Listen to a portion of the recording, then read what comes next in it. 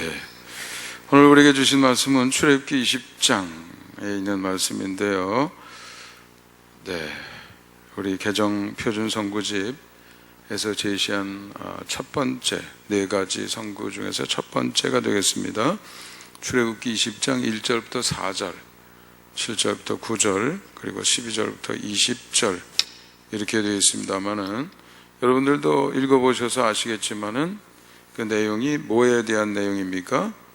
십계명에 대한 말씀인 것을 알 수가 있습니다.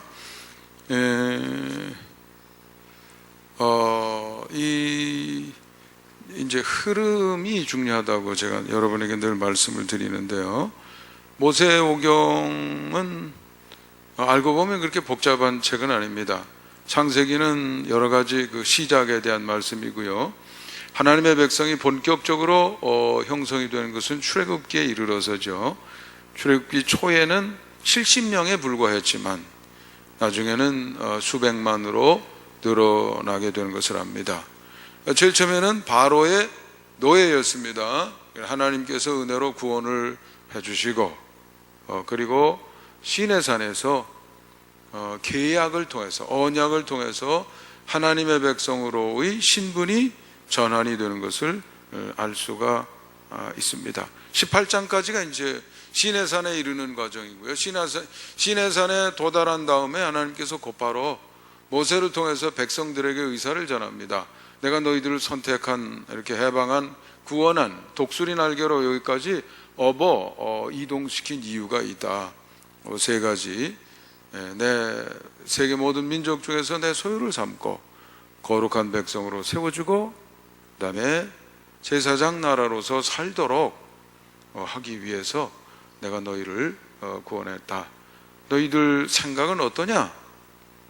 모세를 통해서 전달된 의사가 백성들에게 좋다, 좋습니다, 동의합니다, 공감합니다, 우리도 받아들일 준비가 되었습니다, 받아들이겠습니다, 아멘으로 수용을 한 것이죠. 그래서 이제 그 다음에 오늘 20장부터 이제 그렇다 그러면 우리가 언약을 맺어야 되는데 언약의 내용은 그겁니다.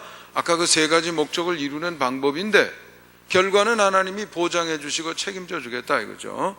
대신 너희들이 해야 될 일이 있다. 그 해야 될 일을 내가 너희들에게 말하겠다 하고 시작하는 말씀이 20장까지의 말씀이다. 20장부터의 말씀이다 이거죠. 백성들이 듣기 시작합니다. 제일 처음에 선포된 게 뭐예요? 십계명이죠. 그것이 몇 절까지요? 17절까지. 20절 백성들이 들으면서 두려움에 빠졌습니다. 두렵고 떨리는 마음으로 하나님의 말씀을 듣게 되었다는 것이죠.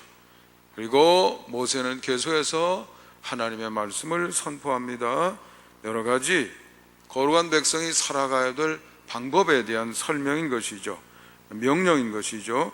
제단에 관해서, 종에 관해서, 폭행에 관해서, 또 주인, 임자 이런 것을 구별하거나 분별하는 일에 대해서, 배상하는 일에 대해서, 도덕적인 원칙, 그 다음에 공평에 관한 것, 안식년, 안식일, 또 절기 이런 것들을 쭉 얘기합니다.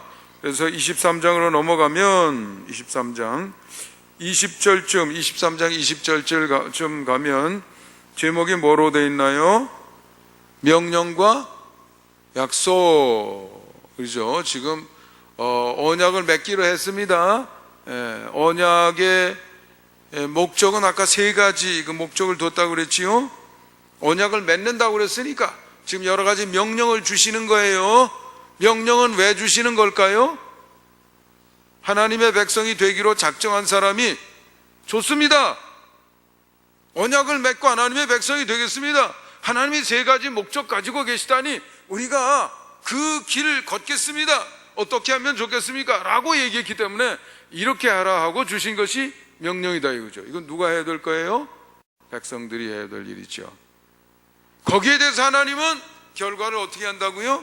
책임지신다. 책임지신다는데 그 결과는 현재 나타나는 건가요? 명령을 따라 살아가는 미래에 나타나는 것인가요? 미래에 나타나는 것이겠지요. 그러니까 하나님의 약속은 하나님께서 보장해 주신다는 말씀은 약속의 형태로 나타나는 것이죠. 왜냐하면 현재가 아니고 무엇이니까요? 미래에 속한 것이니까. 그래서 23장 20절에 보면 제목이 명령과 뭐라고요? 약속, 이렇게 되는 거죠. 명령과 약속, 이렇게 해서 마무리를 일단 짓는 것입니다. 자, 그리고 24장으로 넘어가니까 뭘 세웠다고요? 시내산에서 언약을 세웠다, 언약을 맺었다, 이런 말이죠. 자, 요약해 봅니다. 제일 처음에 창세기에서는 등장하는 얘기죠. 출애굽기 와가지고 이제 백성이 수백만 인구가 만들어졌는데 그때 상황은 노예였습니다. 하나님이 일방적으로 은혜를 쏟아부셔가지고 은혜를 그냥 무지막지하게 쏟아부셔서 하루도 은혜 없이 살 수 있는 날이 없었어요. 하나님의 전적인 은혜였습니다. 이스라엘 백성들은 한 게 아무것도 없어요. 있긴 있지요. 뭡니까? 불평. 그래도 하나님께서 용납하시고 해방해 주셨어요. 신분이 바뀌었습니다. 바로의 노예에서 오늘 이 언약과 함께 하나님의 백성으로, 이제 하나님의 백성이 된 거예요. 그것이 구원이죠. 그렇죠? 죄의 종이 하나님의 종이 되는 그 과정을 우리는 구원이라고 얘기하는 겁니다. 그러니까 오늘 이 언약을 맺는 시점이 구원이 완성이 되는 시점이다, 그렇죠? 하나님의 백성이 되는 시점이다, 이렇게 얘기할 수 있습니다. 가나안 땅에 들어간다든지 미래는 하나님의 백성으로서의 삶을 살아간 수준에 따라서 누리는 결과지요. 그 결과에 대한 것을 미래에 속하기 때문에 하나님께서 언약, 약속이라는 형태로 우리에게 제시해 주신 것이다. 그래서 24장에 보면 시내산에서 언약을 세웠다, 이거죠. 언약을 맺었습니다. 자, 이제 언약을 맺어서 핵심 원리를 가지고 언약을 맺었는데, 근데 그것은 이제 시작일 뿐이죠. 이제 거룩한 백성으로 사는 거, 산상순으로 말하면 마태복음 5장에 속할 만한 내용을 먼저 주신 것입니다. 하나님의 백성의 도리, 거룩한 삶을 살아가는 길, 방법, 이런 것을 먼저 주신 거예요. 일단 그것으로 언약은 맺었습니다. 자, 그러면 하나님의 명령이 성립이 되려고 그러면 하나님과 자신들과의 관계를 늘 확인하고 인정하고 고백하고 회복하고 바로잡고 강화시키는 길이 있어야 되는데, 그것이 영적인 행위들이죠. 제사 드리는 일, 예배 드리는 일, 기도하는 일, 제사도 말이죠. 하나님과 관계를 강화시키기 위해서 잘못된 길로 갔던 거 속죄하기 위해서 그런 종류가 여러 가지 있는 것이죠. 그래서 그 다음부터는 언약을 맺고 24장 12절에 보면 시내산에 올라가서 40일을 모세가 지내면서 그 다음 과정에 대한 지시를 받습니다. 성소를 지을 때 증거궤를 이렇게 만들고, 진설병 두는 상은 이렇게 만들고, 또 거기 관련된 제사장 옷은 어떻고, 이런 것들 계속해서 쭉 나오면서 며칠 보냈다고요? 40일. 백성들이 산 아래에서 기다리다가 지루했을까요? 재미있게 기다렸을까요? 지루했겠죠? 40일이면 적은 기간이 아니란 말이에요. 소식이 없잖아요. 일주일도 아니고 2주일도 아니고 죽은 거 아니야? 덜컹 겁이 났어요. 늘 모세가 중간 역할을 해서 여호와 하나님이 우리에게 말씀하시기도 하시고 의사를 전달하셨는데 모세가 없어졌다 그러면 누가 우리를 인도할 것인가? 그래서 32장으로 가보면 금송아지 만드는 사건이 나옵니다. 아론에게 우리를 인도할 신을 만들어 달라. 금송아지를 만들어 놓고 축제가 벌어졌어요. 백성이 기뻐가지고 잔치를 벌이고 춤을 추고 난리가 났습니다. 40일 마무리하면서 내려오면서 모세가 보고 십계명 돌판을 집어 던졌다는 거죠. 깨졌어요. 33장에 가보면 하나님께서 됐다, 이제 너희들이 그 사이에 40일 만에 어떻게 약속을 깨뜨리느냐 이거예요. 이게 1년이 간 것도 아니고 10년이 간 것도 아니고 며칠도 약속을 못 지키냐? 됐다, 너희들 갈 대로 가라. 가나안 땅 가라 그랬으니까 난 막지 않겠다. 가라. 나는 같이 가지 않겠다. 이렇게 된 거죠. 모세가 중보 역할을 하면서 차라리 주님의 생명책에서 내 이름을 지우실지언정 이것은 아닙니다. 그래서 결국 하나님께서 마음을 바꾸셔서 33장 중간에 보면 내가 친히 가겠다고 마음을 돌이키고, 34장에 보면 두 번째 돌판을 만드셨다고 하고요, 34장 10절에 보면 언약을 다시 세웠다. 시내산에서 벌써 언약을 두 번이나 했어요. 우리가 그래요.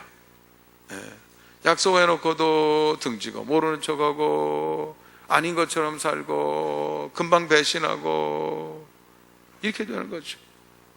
두 번째 약속을 다시 했습니다. 언약을 다시 세웠다 해야죠. 그리고 35장부터 마지막 40장까지는 성막을 만드는, 구체적으로 먼저 40일 동안 지시를 받았다고 하면 이제는 작업에 들어가는 거죠. 그리고 레위기에 들어가면서 제사 드리는 얘기들이, 이런 때는 이런 제사를 드리고 저런 때는 저런 제사를 드리고 이렇게 되고요. 그게 다 마무리되어서 1년이 지납니다. 그리고 이제 드디어 출발하게 되죠. 세 번째는, 세 가지 목적 중에 세 번째는 제사장 나라, 하나님의 지위를 받으며 삶의 현장에서 사명적인 삶을 살아가는 것인데, 하나님의 백성의 구체적인 생활 능력은 현장에서 배우는 거예요. 수영은 이론으로 배울 수가 없어요. 물속에 들어가서 배우는 거예요.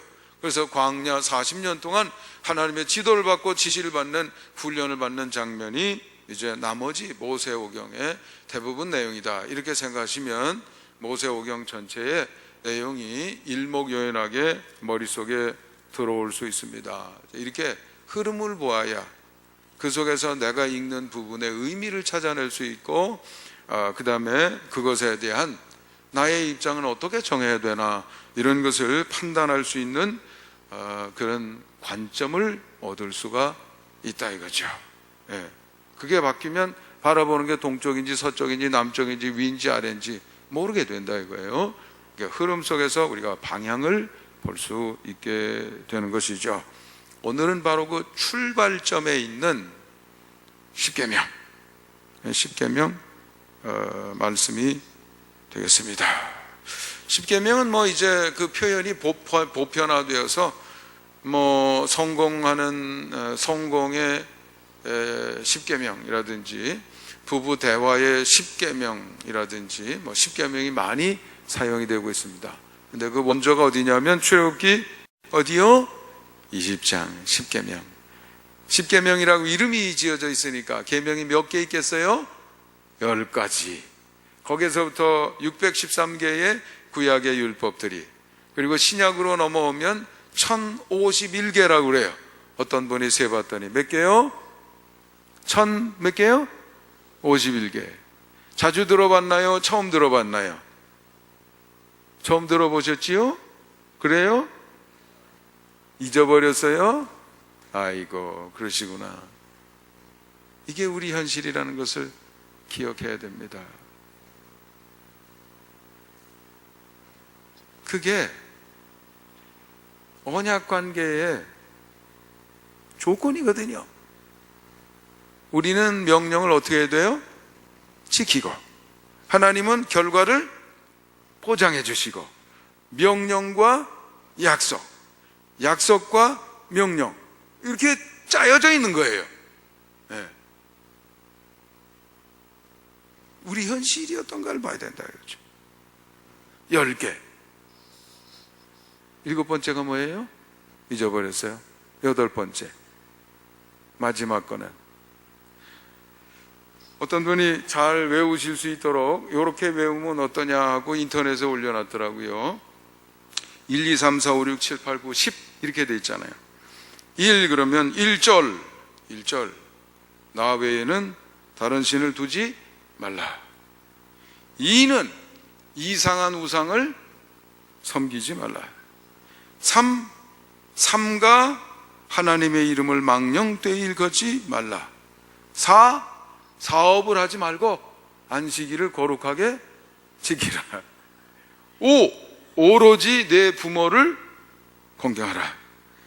6, 이게 무슨 총의 이름인가 봐요. 일제영화나 이런 때 나오는 옛날 총인가 봐요. 6혈포로 살인하지 말라. 7. 칠보단장한 여인을 간음하지 말라. 8. 팔로 도적질하지 말라. 9. 구차한 변명으로 거짓 증거하지 말라. 10. 10원이라도 남의 것을 탐하지 말라. 어려워요? 좀 낫지요? 기억하기 훨씬 낫지요? 네. 사업하지 말고 안식일을 지켜라. 이렇게 되는 거죠. 예. 예. 2는 뭘까요? 이상한 우상을 만들지 말라. 예. 5는요, 오로지 내 부모를 공경하라. 10원이라도 남의 것을 도적질하지 말라. 탐하지 말라 했죠. 네. 8은요, 팔로 도적질하지 말라. 네. 8.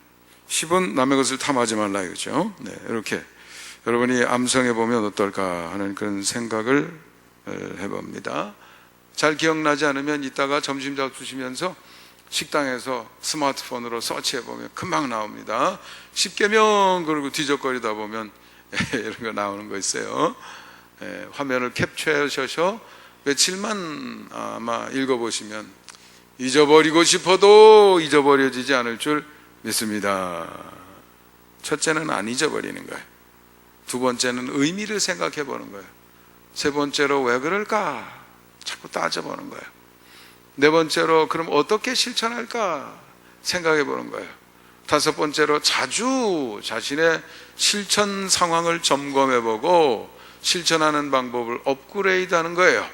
그렇게 충분한 시간이 지나면 자동으로 행동이 습관이 되어서 여러분의 10계명을 지키는 삶이 반복될 줄, 발전해 갈 줄 믿습니다. 자, 어떤 분은 이 정도 얘기하면 아니 우리 신약 시대를 살고 있는데 아니 율법은 몽학선생이라고 그러면서요, 우리가 죄가 있다는 것을 알려주는 그런 안내자 역할로 끝난다면서요. 그런데 율법 지켜야 되는 겁니까? 아니 구원은 믿음으로만 받는 것이라면서요. 율법을 지켜 받는 거 아니라면서요. 그런데도 10계명, 율법, 6박 13조 지켜야 되나요? 아니 왜 또 없다면서 신약 성경에는 더 많이 두신 거예요. 1051개 그거 어떻게 다 기억하라고. 네? 의문이 생길 수 있다 이거죠. 네. 근데 이상한 것은 여러분 성경 앞표지 내면에 보면 그러면 여러분 특별히 인쇄된 부분이 있어요. 앞표지 내면에 보면 뭐가 있어요 여러분? 아마 거의 대부분이 그럴 겁니다만은 주기도문하고 사도신경이 있죠. 뒷표지 내면에는 뭐가 있느냐 하면 뭐가 있어요? 10계명이 있습니다. 왜 표지에다가 따로 떼서 다시 인쇄해놨을까요? 뭐 하기 위해서? 강조하기 위해서. 중요하다는 얘기예요. 요거는 기억했다가 잊어버려라 그런 뜻인가요? 뭘 또 잊어버릴 걸 기억해야 될 게 뭐 있어요? 거기다 따로 떼놓은 것은 중요하다 아니다? 중요하다. 그럼 계명이 중요하다는 얘기는 지켜야 된다는 얘기예요? 말아야 된다는 얘기예요? 지켜야 된다는 얘기죠. 그러면 믿음으로 구원받는다면서 이거 왜 깔리네요? 이럴 거 아니에요. 그럼 믿음으로 구원받는 거하고 계명을 지키는 것은 별도의 문제입니다. 구약 성경에도 제가 늘 얘기했지만 구원을 계명을 지켜서 구원받은 게 아니에요. 은혜로 그냥 구원받은 거예요. 하나님의 백성이 된 다음, 다시 말해서 구원받은 다음, 그럼 어떻게 하면 좋겠습니까? 라고 할 때 등장하는 것이 계명이다 이거예요. 지금도 마찬가지예요. 그냥 모세가 자꾸 전도하는 데 와가지고 계명을 지켜야 된다고 그러니까 모세 바로가 누굽니까? 바울이 그렇게 설명을 한 거죠. 구원의 과정에는 율법의 역할이 없다 이렇게 얘기한 것이죠. 그러나 그때나 지금이나 마찬가지로 구원받은 다음 하나님의 백성으로 살아가는 데는 하나님의 명령이 필요하다, 안 필요하다? 필요하다. 하나님과 우리는 지금도 무슨 관계다? 뭐로 맺어진 관계다? 언약으로 맺어진 관계다 이거예요. 언약으로 맺어진 관계에 두 가지 요소가 있다고 아까 확인해 봤어요. 명령이 있고 뭐가 있다고요? 약속이 있다. 약속은 하나님이 책임지시는 부분이고, 명령은 누가 책임져야 되는 부분인가요? 우리가 책임져야 되는 부분이다 이거죠. 그러면 제가 비유로 얼마 전에 설명을 드린 게 있습니다. 믿음으로 구원받는다는 게 사랑의 고백으로 결혼하는 거나 마찬가지입니다. 결혼할 때 나를 사랑하는 것을 어느 정도 확인할 수 있으니까 결혼하는 거지요. 미워하는데 결혼하는 사람 있어요? 죽이고 싶은데 결혼하는 사람 있나요? 없지요. 뭐 한다니까? 사랑한다니까. 근데 그때는 사실 고백이에요. 죽을 때까지 사랑할지 알 수가 없어요. 고백만으로 결혼합니다. 근데 일단 결혼하고 나면 사랑의 고백이 고백으로 그치면 안 돼요. 그 다음엔 뭐가 따라야 돼요? 행동이 뒷받침이 되어서 진짜 나를 사랑한다는 것을 입증을 해야 돼요. 그래서 행함이 없는 믿음은 죽은 믿음이다 이거죠. 예수님이 그렇게 말씀하신 거예요. 그래서 행동이 중요하다. 그들의 행위로 그들을 알지니 가시나무에서 포도를 또는 엉겅퀴에서 무화과를 딸 수 있겠느냐. 아름다운 열매를 맺지 아니하는 나무마다 찍혀 불에 던져지느니라 이랬어요. 그러니까 그 믿음이 행위를 통해서 입증이 되는 것이다 이거죠. 하나님과 언약을 주신 명령을 지키는 것으로 신실하게 내가 그 명령을 받아들이고 있다는 것을 입증하는 것이다 이거죠. 그러면 약속은 누가 책임져요? 하나님이 책임을 지신다 이거죠. 결혼으로 다시 돌아가 보면 행함으로 확인되는 사랑에 따라 살아가는 거하고 행동에 따라 살아가는 것은 차이가 납니다. 나를 사랑한다고 고백한 사람이 한 달 내내 뭐 10시간 12시간 일해서 가져오는 돈이 200만 원밖에 안 돼도 아침이면 피곤한데도 끔지럭 때문에 나가고 저녁 때 늦게 들어와서도 피곤한 흉내 내지도 않고 얼굴을 활짝활짝 웃으면서 잘 있었냐고 묻는 그 모습 속에서 사랑이 느껴져 가슴이 찡하고 이 남자 내 끝까지 내가 책임져 줄 거야, 떠나지 않을 거야, 이런 마음을 갖게 되는 거 아니에요? 그것이 행함으로 입증된 사랑을 소중히 여기는 자세인 것이죠. 그런데 사랑은 관계없이 나는 행동이 중요해 이런 사람이라고 하면 어느 날 누군가가 나타나서 200만 원이 뭐야, 나는 한 달에 1000만 원씩 가져올 수 있는데, 그러면 그래? 그러고 쫓아가면 그거는 행함을 따르는 것이죠. 그러나 그렇게 안 한다 이거예요.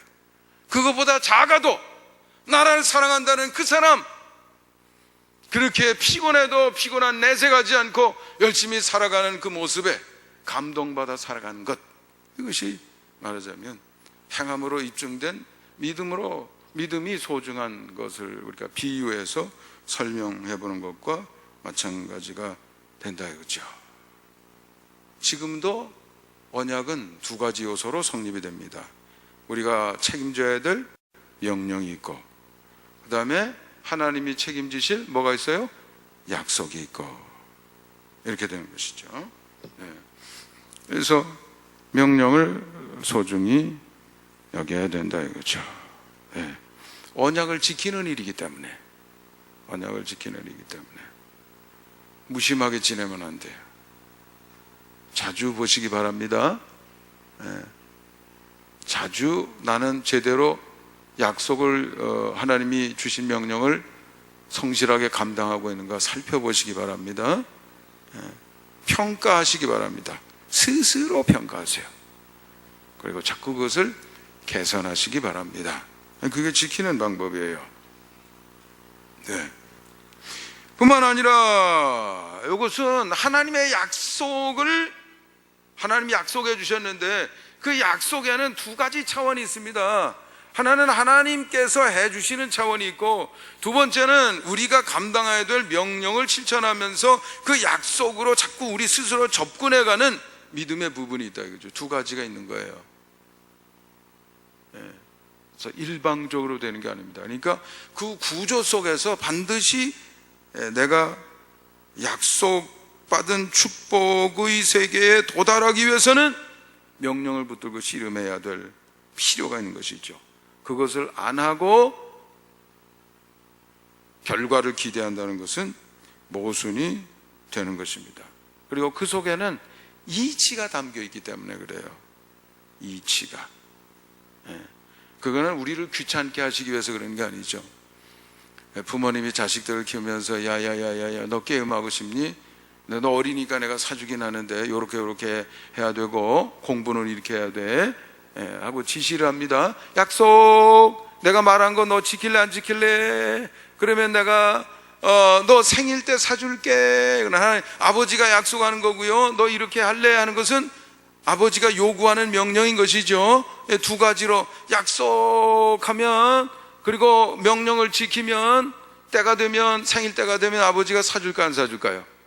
사주는 것이죠. 이 두 가지가 합쳐지게 되는 것인데 그런데 아버지가 그런 명령을 요구사항을 제시하는 이유가 있을까요? 없을까요?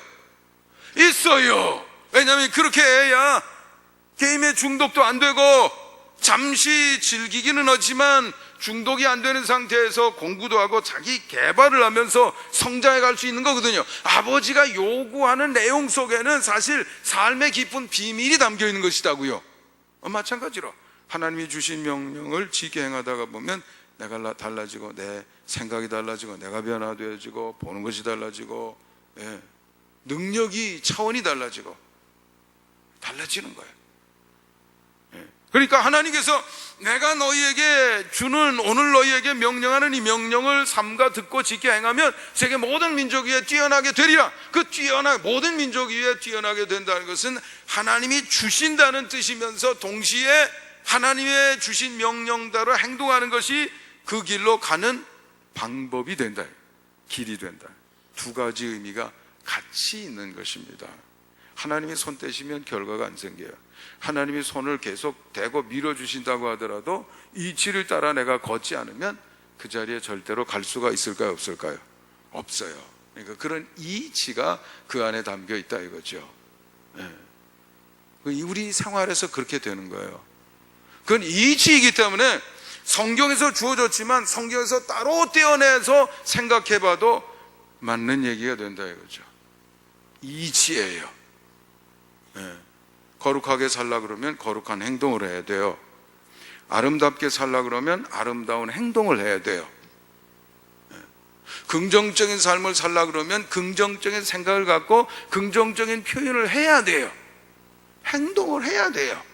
그래야 사람이 만들어진다. 그 속에 담겨있는 이치가 있다 이거예요.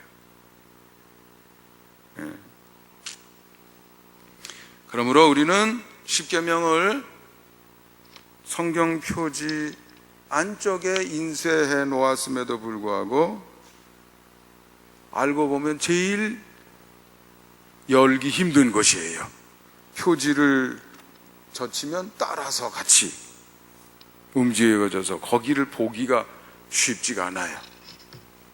제일 강조했지만 제일 안 보고 대충대충 지나는 그런 상황이 될 수가 있다 이거죠. 그렇게 되지 않기 위한 노력이 우리에게 있어야 될 줄 믿습니다. 십계명, 구약의 613조, 신약의 1051조 한꺼번에는 안 돼요. 그렇지만 하나하나 생각하고 집중하고 씨름하고 마스터하고 또 하나 붙들고 씨름하고 마스터하고 자꾸 늘려가다가 보면 우리의 영적인 역량이 점점 커지게 된다 이거죠. 붙들고 씨름하는 동안에 변화가 생긴다 이거죠. 대형 박사님이 내게 능력 주시는 자 안에서 내가 무엇이든지 할 수 있습니다. 그 말에 꽂혔어요. 자꾸 생각하고 일기에 쓰고 생각하고 일기에 쓰고 생각하고 일기에 쓰고 생각하고 일기에 쓰고 그럼 무엇이든지 해야 할 수 있다 그랬는데 그럼 난 뭘 할까 생각하다 그럼 난 농촌을 잘 살겠습니다. 내가 농촌 출신인데 이건 아닙니다. 우리 형제가 이렇게 많은데 어떻게 그 중에서 두 사람만 국민학교 나올 수 있습니까? 이건 아닙니다. 내가 잘 살게 좀 하고 싶습니다. 그게 생각이 났어요. 무엇이든지 할 수 있다니까 할 수 있겠다. 그러나 해야 되겠다. 매일 생각하고 또 생각하고 자꾸 생각하고 일기에 쓰고 인생 계획을 세워보고 생각하고 그러다가 어느 날 이러고 있을 수는 없겠다. 서울로 가자. 다리 밑에서 살다가 어느 날 이러고 있으면 안 되겠다. 가서 교장 선생님 만나가지고 나 졸업장 안 받아도 되니까 앉아서 듣게만 해주세요. 그러다가 이래서는 안 되겠다. 농촌 잘 사는 방법을 알아야 잘 살게 하지. 농촌 어디가 잘 사나? 덴마크구나. 그러면 내가 거기가 공부해야지. 막 밀어붙이니까 나중에는 힘이 받아서 막 길이 열리고 이렇게 되는 경지에 올라가게 된다. 그죠? 제일 처음에는 마음속에 품고 생각하는 것에서부터 시작이 됩니다. 그리고 어느 정도 시점이 지나가게 되면 힘이 축적이 되어서 내가 행동이 유발이 되고 그 행동은 다른 때 행동하고 달라요. 심심해서 하는 말하고는 다릅니다. 그 정도 이렇게 축적이 되고 나면 편지를 보내면 왕이 움직여요. 문교부 그 나라 이 교육을 담당한 사람하고 씨름하면 거절했다가도 그 사람이 굴복을 해요. 알파벳 하나 모르고 갔어도 생각해보면 방법이 생각나요. 공부를 다 감당하게 돼요. 이렇게 자꾸 길이 열려지고 이게 열려지게 되는 것이죠. 어디에서부터 시작이 된다고요? 하나님이 주신 명령을 받아들여서 출발하는데. 그렇지만 이 10계명이 뭐 대수라고. 아니에요. 여기서부터 시작하는 거예요. 믿어보세요. 한번 해보세요. 그게 출발점입니다. 여러분 조금 더 생각해 보세요. 왜 하필이면 하나님께서 이 출애굽기 20장에 와서 10계명을 주시고 막 이렇게 소란을 피우셨을까? 왜 그러셨을까요? 여러분 같으시면 어떠시겠어요? 한번 그동안의 과정을 생각해 보세요. 조금이라도 머리가 있는 사람이라 그러면 이건 아니다. 사람도 그런 생각을 할 것 같아요. 왜냐하면 10가지 재앙으로 바로까지 무릎 꿇렸거든요. 아니 홍해도 갈랐거든요. 광야에 나와 먹을 거 없다고 그래서 만나주고 매일 메추라기 보내주고 이렇게 먹여주고 있거든요. 그런데도 눈만 뜨면 불평이고 눈만 뜨면 못한다고 그러고 눈만 뜨면 그냥 뭐 아우성이고 그냥 노예로 살걸. 아니 애굽에 매장지가 없었냐 뭐 계속 이러고 있으니까 자연적으로 되겠어요 안 되겠어요? 버려둬서는 안 됩니다. 우리는요 인간의 본성은 버려둬서는 점점 악화가 되게 돼 있지 잘 되게 안 돼 있어요. 달라지질 않아요. 변화가 안 생겨요. 그래서 하나님이 주신 처방인 것입니다. 하나님 처방을 우리가 소중히 여겨야 됩니다. 계절이 애매해서 좀 덥습니다. 좀 에어컨 좀 트시면 좋을 것 같아요. 이럴 때는. 어느 분이 그러시더라고요. 좀 옷을 바꿔 여름 걸 이제 집어넣고 바꿨더니 더워요. 지금 에어컨을 안 틀면 좀 애매한 것 같아요. 시원해야 집중도 되는 것인데. 그러니까 아무리 좀 생각이 없는 사람이라도 성경 출애굽기 19장쯤 읽어오다 보면 이거 버려두면 안 되겠구나. 이거 뭐 계속 이러다 말 거 아니에요. 이거 되겠어요? 그러니까 안 되겠다. 하나님이 처방을 주신 거예요. 그렇게 해서는 안 된다. 그렇게 해서는 안 된다. 근데 그걸 무시한다고 하면 앞날이 있을 수가 있겠냐 이거죠. 우리가 그걸 생각해 봐야 돼요. 버려뒀다 그러면 계속 또 타락하게 되는 것이죠. 금방 금송아지 사건 확 나잖아요. 그 짧은 사이에도 언약을 2번이나 맺어야 됐단 말이에요. 그러니 뭐 어떻습니까? 근데 주셨다고 하더라도 그것을 그냥 무시하게 되면 여전히 마찬가지예요. 이스라엘 역사 여전히 마찬가지예요. 망할 때까지.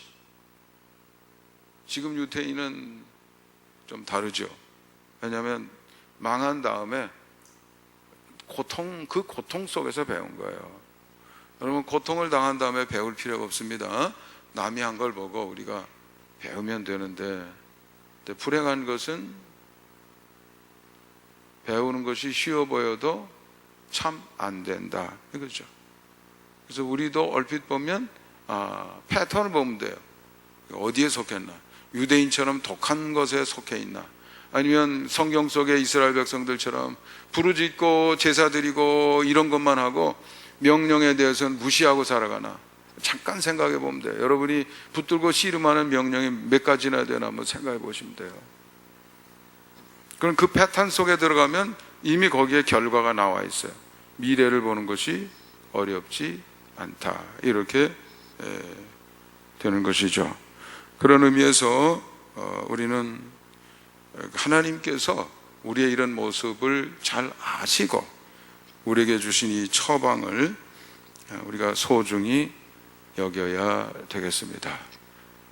10계명이나 하나님께서 이런 여러 가지 계명을 주신 목적은 그런 계명을 나열하시다가 맨 끝에 하나님이 하신 말씀이 있어요. 내가 거룩하니 너희도 거룩하라. 행동을 하다가 보면 뭐가 된다고요?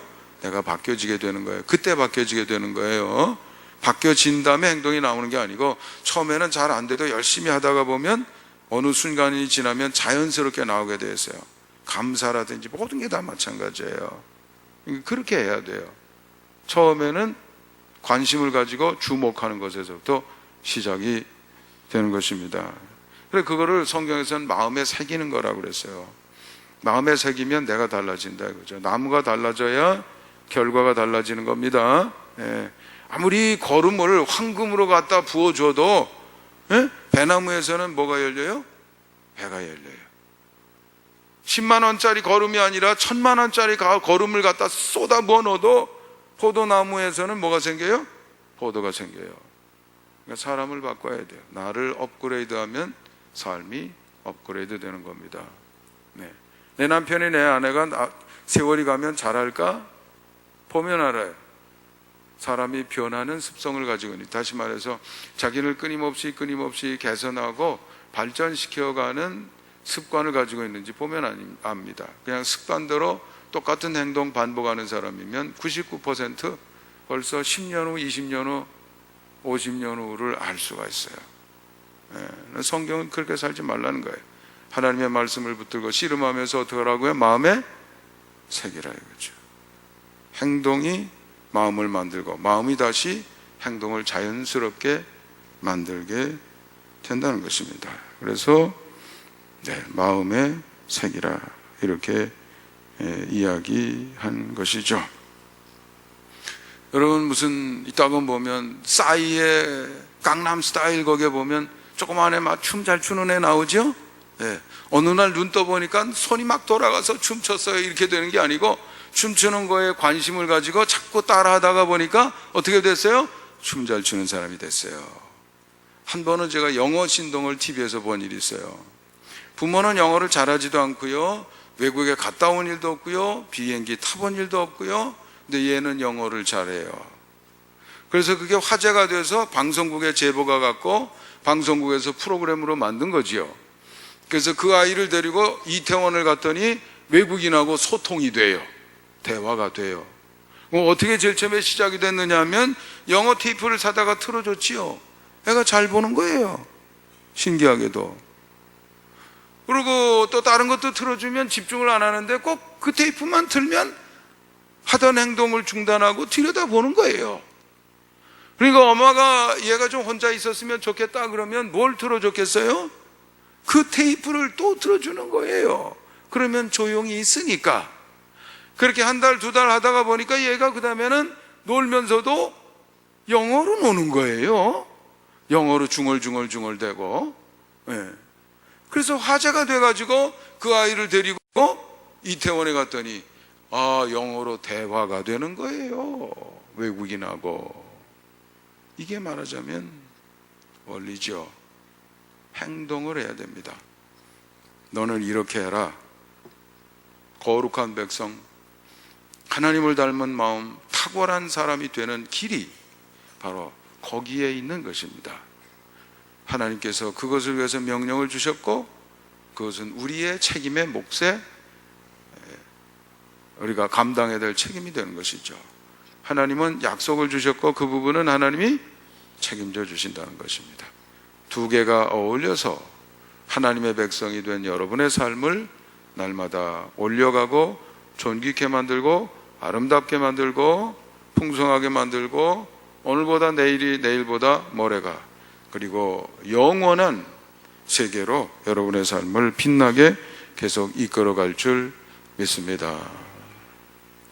종교개혁 500주년이 지났지만 안타깝게도 우리는 거꾸로 가고 있다, 그렇게 생각이 됩니다. 사람들이 관심을 갖고 환호하는 것은 아직도 빌고 뭘 은혜가 하늘에서 펑펑 떨어지고 이런 쪽에 몰려 있습니다. 아니면 저 마음, 있는 내 마음 흡족하게 만드는 그런 일들. 그래서 종교개혁 500주년 기념 강연자가, 루터가 종교개혁을 했으니까 루터계 어떤 목사님이시죠. 오늘날 성공한 대부분의 목사들이 반은 무당이고 반은 연애 MC다, 이런 비판적인 평가를 한 것을 제가 들을 수가 있습니다. 아론이 백성들이 그걸 요구하고 그렇게 해주면 기뻐하니까 그렇게 따라가게 되는 것이죠. 그러나 인기가 없어도 모세처럼 말씀을 붙들고 전하고 씨름하는 그런 쪽으로 우리의 가치를 분별하고 세울 수 있어야 되는 것입니다. 그것이 우리의 미래를 보장하고 결과를 보장할 줄 믿습니다. 잠시 눈을 감고 오늘의 말씀이 주는 심각한 의미를 헤아려 보시기 바랍니다.